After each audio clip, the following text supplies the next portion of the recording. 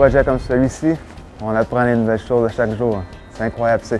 C'est un des grands avantages qu'on a, des chances qu'on peut avoir à travailler sur des projets comme celui-ci. C'est une exposition qu'on a au milieu du travail, aux différentes techniques, aux technologies qu'on ne peut pas avoir sinon. On apprend des nouvelles choses à chaque jour. Autant que l'ingénierie est une profession, la consultation en ingénierie, c'est une business. Aujourd'hui, c'est l'ouverture de la mine Persévérance. C'est une mine de zinc avec un peu de cuivre. Je pense qu'un des plus grands avantages par rapport à un travail pour une firme de consultation en ingénierie, c'est que ça te permet de travailler sur différents projets. Tu peux faire des grands projets, des petits projets, mais typiquement les localités sont un peu partout. Tu peux en avoir direct ici au Québec, au Canada, ou tu en as partout à travers le monde.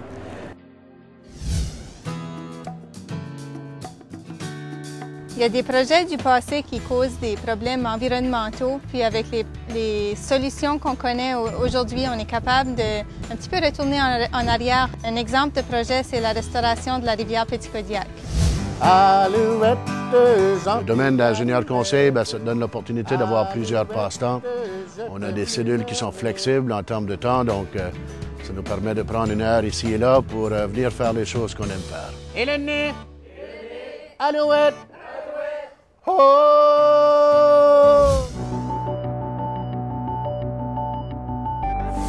Le fait de pouvoir travailler sur le projet de Turcot en tant que consultant en ingénierie est vraiment particulier pour avoir grandi dans le quartier, tout ça, et pouvoir à mon tour un peu apporter ma contribution sur une infrastructure aussi importante que l'échangeur Turcot. Pour moi, c'est quelque chose qui va toujours me rester, d'avoir pu un peu d'une façon débuter ma carrière avec un projet semblable. En connaissant les contraintes du projet, je crois que ça me force d'une façon à m'assurer d'avoir un concept qui s'intègre le mieux possible au quartier pour laisser, si on veut, pour les générations futures, parce qu'on sait qu'une infrastructure semblable sera là pour plusieurs années encore. Ici, c'est un pont suspendu. Donc, il n'y en a pas une tonne au Québec. Donc, on a la chance de travailler sur ce type d'ouvrage-là. C'est ce qui fait que c'est intéressant. Donc, l'ampleur et le type de structure là, font que c'est des ouvrages très intéressants à inspecter.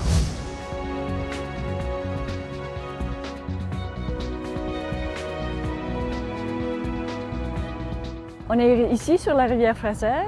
Et si on voit ici derrière nous, c'est le pont Golden Ears. Tu as toujours des ingénieurs qui sont plus seniors, qui t'aident. Puis je trouve que pour être un jeune ingénieur, c'est très important. Aussi, ce qui est important, c'est de trouver des projets qui sont grands, comme celui-ci, et des petits projets. Comme ça, tu as plus de la chance d'essayer un peu de tout. Même si je travaille au bureau pendant 70% de mon temps, le 30% de mon temps, je peux venir ici sur site et regarder ce qui se passe. Et j'ai beaucoup plus de sens de ce que mon travail est en train d'accomplir. J'aime beaucoup ce que je fais, j'adore mon travail. Ce projet-là, ça a été, bon, à l'époque, j'étais encore un jeune ingénieur, un junior. Ça a été un des premiers, sinon le premier bâtiment vert construit à Montréal. C'est pas certifié LEED. C'était pas l'intention du client à l'époque, mais il voulait juste s'inspirer du modèle LEED puis en faire le plus possible avec les moyens du moment. On a travaillé en équipe avec des architectes qui étaient passionnés par la chose aussi, avec un client qui était passionné, qui a embarqué dans le processus. On a une équipe qui était vraiment très dynamique, très intéressante, très vivante, qui voulait pousser les choses loin. Et c'était la plus grande source de plaisir pour ce projet-là, sans compter le produit final lui-même. Donc c'est vraiment quelque chose qu'on est tous très fiers d'avoir accompli et d'avoir participé.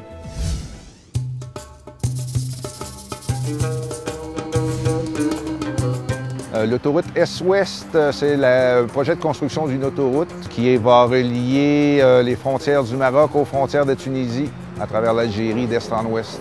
Il y a pratiquement des centaines de personnes entre ingénieurs et techniciens et ouvriers qui travaillent sur ce projet. C'est un projet immense de l'histoire des autoroutes. Il y a les hydrauliciens, il y a les géotechniciens, il y a les ouvragistes, il y a les gens de route, terrassement, il y a les matériaux, etc.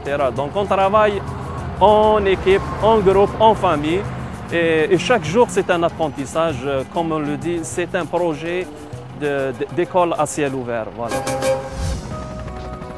Behind me, you can see the brand new terminal building here at the new International Airport at Quito.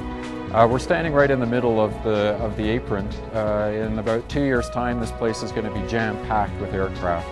I wouldn't have pictured myself here on a construction site in Quito when I was at school. I'm very happy doing what I'm doing here, and I'm looking forward to another 30 years, whatever it may be, of doing more of the same.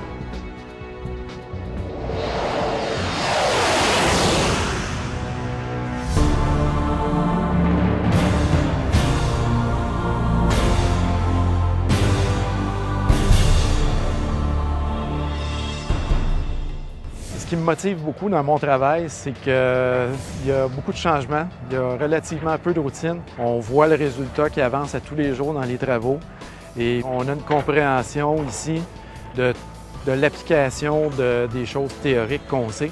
Et il n'y a pratiquement pas une journée où on n'apprend pas quelque chose de nouveau. C'était mon souhait le plus cher de travailler dans le domaine éolien pour toutes les raisons environnementales qu'on connaît. Puis, j'ai eu la chance de lever ma main au bon moment quand ça s'est présenté.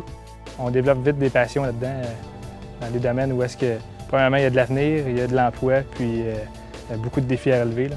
On a des grandes sociétés d'ingénierie qui peuvent vraiment encadrer la jeunesse et leur donner des chances d'aller de l'avant dans ce domaine-là. C'est un domaine fantastique, c'est un domaine de défi et je crois qu'on a toutes les chances au Canada.